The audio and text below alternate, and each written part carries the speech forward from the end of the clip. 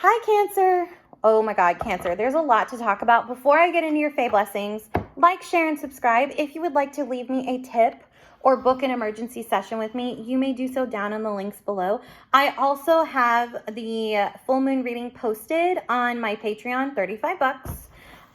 Using the Lens Rider Tarot deck. We're going to go only in depth with the full moon using this deck. And then I have your rites, rituals, spell work, and incantations posted on Patreon as well in a separate tier. It's $100. You get at least 3 different rites, rituals, and spell work incantations. Not just cards. Like, I am actually going through and telling you guys how these rituals work, the purpose of them, and also how you can perform them. And I do give you guys alternatives. So if you don't like one, I've got another one. Kind of pull it out of, like, you know, I've done these so many times. So it's like, I know what you can do and what you can substitute. Okay. So that is also on my Patreon in a different tier. Now, guys, I did want to tell you, if you want to book a session with me, but you're not able to get a live session with me via Zoom, on, you know, my book link for my calendar, you can still book me and book me for a time that you want your reading delivered by. Okay. So, and I'll send it to you as a recorded video link. So just FYI, let's say you want to book me on Saturday, but I'm not available because I'm trying to have a life, on Saturdays. And you're like, okay, well, when is she open again? You can book me on Monday and put the day and time you want your session, sent to you. Okay.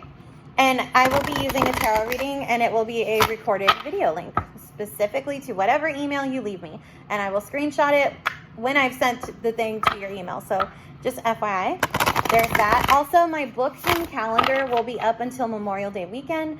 I will be off for 2 weeks after Memorial Day weekend. The reason being is because I am in a wedding and I am having to walk my mom down the aisle.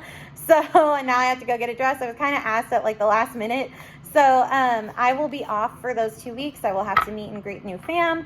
I will have to help with the wedding. I will be a part of the ceremony. So I'm giving and I'm not even going to take a vacation for those 2 weeks. I will literally be around family those 2 weeks. But my calendar is back open on June 16th.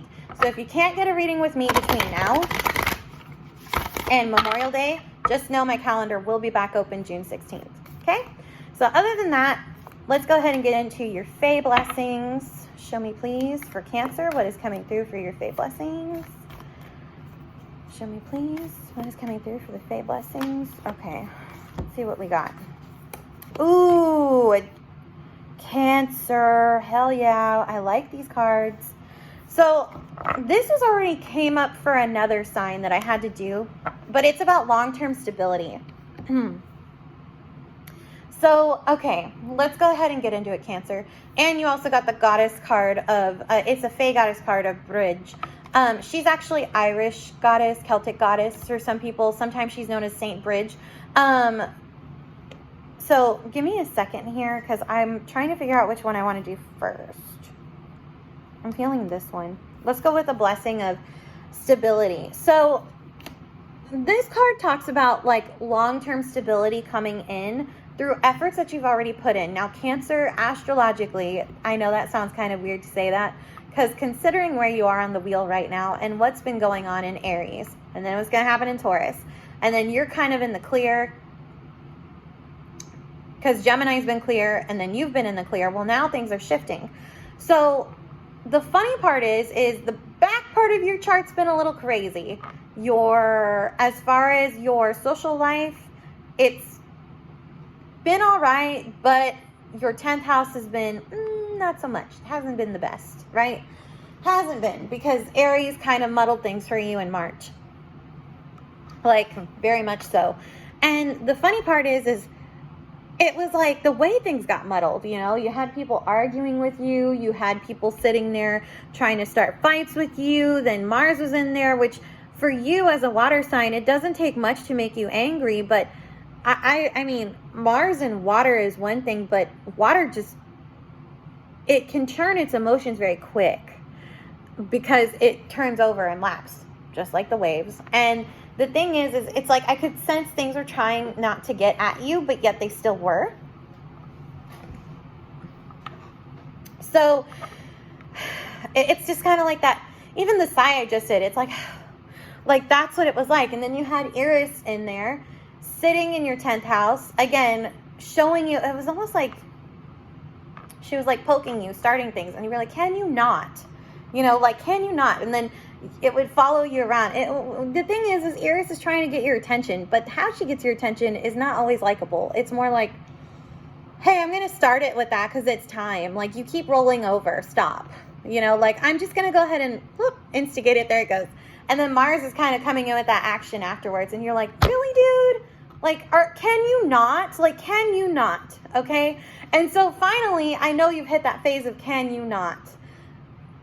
And then you get this card of long-term stability, and you're like, oh, Luna, finally, thank you so much.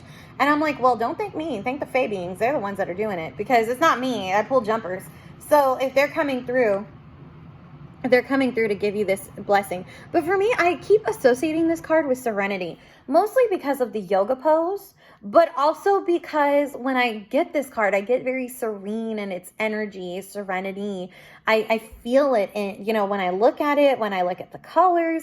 This is very much tanzanite kind of color for me. I don't know if you can see, which is dealing with the crown chakra. But it is also a card of kind of, you know, with the Fae in general, they don't like us to feel like we're alone. But with this, it's like this type of stability, they've helped you set up because of all of the hard work you've put in, which is awesome. Now, the other thing is you have the goddess Brigid coming in, which I'm going to tell you right now. The way I'm looking at the astrology and the way things are going to play out in your 11th and at least your 11th house when we move into Taurus, it's going to be kind of easy going the first 2 weeks of Taurus season, and then all of Taurus season hits in May, and then it's going to be like shit hitting the fan again. And I'm warning you this because I'm trying to warn everybody who's going to be dealing with it in their immediate astrology, but for you, it's hitting the fan in your 11th house again. So it's like... it's like, dang, it's hitting my social life now. I'm like, I know. It hits your 10th. It hits your beautiful blessings and manifestations of your 10th house, your dwelling, your job, but now it's hitting your social life. And so this is where you can use, this is a little bit of a different message. The other signs got cloaking. You get the fire cleansing energy. Now this is a blessing a blessing of Bridge's flame. Now Bridge is a goddess, saint, or Fae being in this deck that is associated with Saint Bridge healing, but she also is associated with sacred fire. Now, the last sign that got this, I actually also kind of countered or compared her to Vesta or Hestia for people who do the Greco-Roman pantheon, FYI. And because sometimes, like, Saint Bridge is awesome, but sometimes we don't always connect to this imagery or this saint or this deity. So I try to give people alternatives. And Vesta essentially does kind of the same thing, with exception of Saint Bridge's cleansing fire goes through all over. Hestia's deals with environment, but you can use it for spell work with candle magic. I have done that, and I can be honest. You can ask and invoke her. Just make sure you watch the flame. Don't leave a flame unattended, please. You know what I'm saying? Just be smart if you're going to do candle magic. I normally don't like to advise candle magic because it is potentially hazardous. Can set a house on fire real quick if not done safely.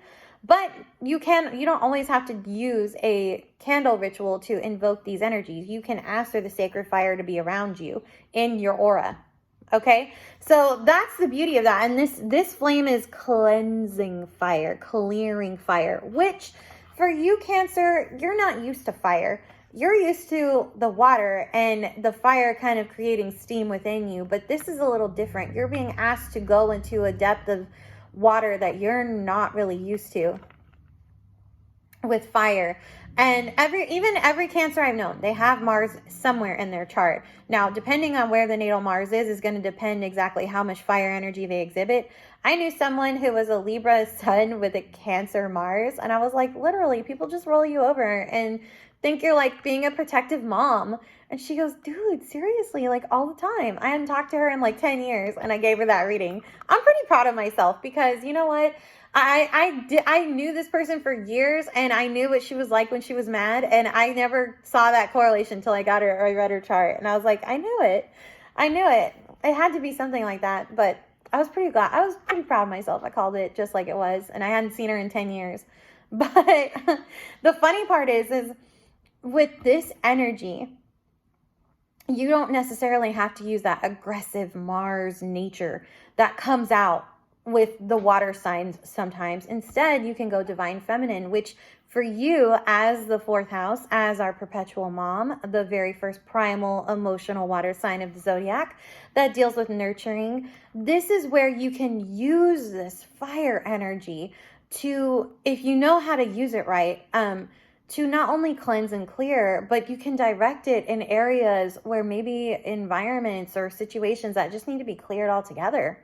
But also this is creative sacred fire too, because fire was given to humanity as it was stolen. If you know Greco-Roman, it was stolen by Prometheus and he gave us flame. And he stole it from Vesta or Hestia. So also, who is a goddess of sacred fire. So Bridge is also great because her fire, I will be honest, for me, it's a little bit more resounding and gentle. Hestia's is like, boom, here I am. We're going to clear it. I'm going to clean, because she's a goddess of getting things with the house clean, cleared, and done.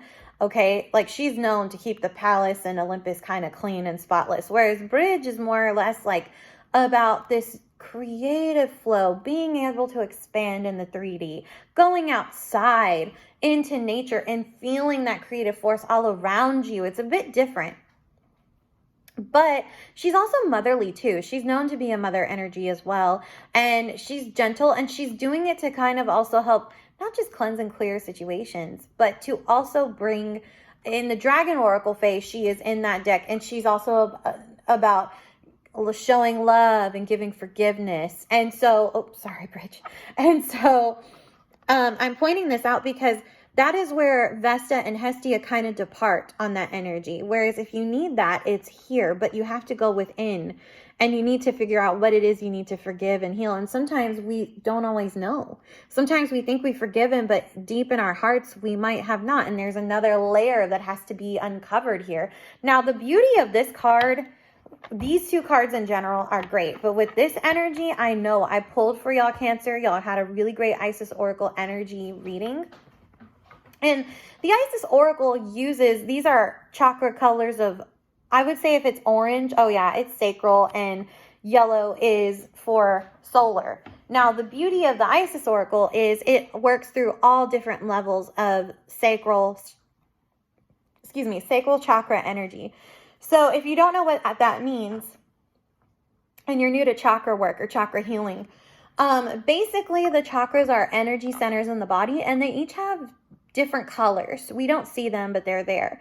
And with the sacral, that is between your belly button and I would say the top of your pubic bone. Okay. So it's like in that area, your very lower abdominal area, but not your root chakra. Your root chakra is usually the sexual organs. So it's kind of in that space above that. Okay. And sacral chakra energy has to deal with trust and building of trust, and also what trust entails with oneself as well as within others. But this energy, you already have a trusting energy here wanting to help you in your exterior 3D. You might as well use these blessings to your advantage. And honestly, if you are trying to bring long-term stability and something keeps stopping you, you can ask and invoke her to clear that energy out, and she will, because then you can build on your long term. Now, I'm telling everybody this because trying to build long-term stability right now, when Mercury's still direct, great, love it. When he's going to go pre-shadow, not my big fan. I'm not a big fan of that, because you'll put in all this work, and then Mercury will go full shadow, and then you'll have to put everything on pause. And sometimes we can't put things on pause. They have to go forward. And what happens is it's quite the juxtaposition of energies.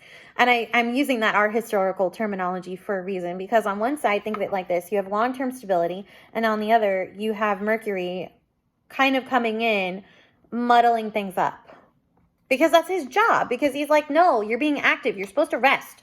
No, you're being active. Stop. You know, like he's trying to get you to think. Think of the bigger picture. Think of the long term and where you've been the last 60 days before this past retrograde. And so the importance of this and what we understand is just know if things, try to go forward during Mercury retrograde in Taurus and in Gemini, which will be in the 12th house of your chart, things are going to be put on hold. So if you can put moving things off from pre-shadow phase to post-shadow phase, that would be great. But sometimes we can't. And so what I want you to know is things are going to be short-lived. That's just how it works. I've tried it myself. I've tried to, mitigate Mercury. I can't. He's a cosmic force I cannot mitigate. He is one, however, when it comes to opportunities. He is one, however, that if you do the work and you do the shadow work with Mercury in communications, you understand better how to work with him rather than against him. Because that's essentially what happens when we try to move things, when he's like, no, you're supposed to think about it, In Cancer, for you, it's like you are emotionally cognizant of everything that goes on around you. So you're like, think about it. I've already thought about it. But here's where I'm going to pull a little bit of Gemini in your 12th house. Progressionally, you need to look at things from a communicative, logical standpoint, and also your 11th house of social life, because if they are imbalanced, how are you going to bring new beginnings in if they're unbalanced? You can't. That's the honest truth. That is the honest to God's truth. If those areas of your life are unbalanced, Mercury's going to reshift everything. That's the whole point and purpose of retrogrades, is to reshift things that have been imbalanced back into balance through chaos. It's not exactly the best kind of magic to energy to work with, but chaos magic does have a purpose. It is meant to show where we are messy, where things are ugly, where things are horrid, in fact, and how are we going to make a plan to fix it, right? Very important. It's very important you understand that, Cancer, because you want to nurture everything and heal everything and just love and be a part of community. But the problem is, Cancer, how can we do that if our community is not being healed? If it's not even being allowed to heal, if it's just allowed to live in chaos and just dark, we can't. And so that's where, for you, Cancer, this retrograde season that's coming up is going to be rather intense, because your water is cleansing. Water is all cleansing and clearing for all the water signs, but it's emotional. But how are we going to get to that emotional cleansing clearing space if logically nothing is working?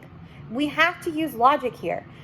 As much as I'm, as a water sign, usually like, let's go water, there are times where I'm like, but we have to use the logic. Otherwise, the emotional will not work, right? It's not. It won't be supported. Even in the 3D, meaning the earth plane, it won't be supported. And so these energies are coming in, even though this is fire sign energy here, and this is crown chakra energy here,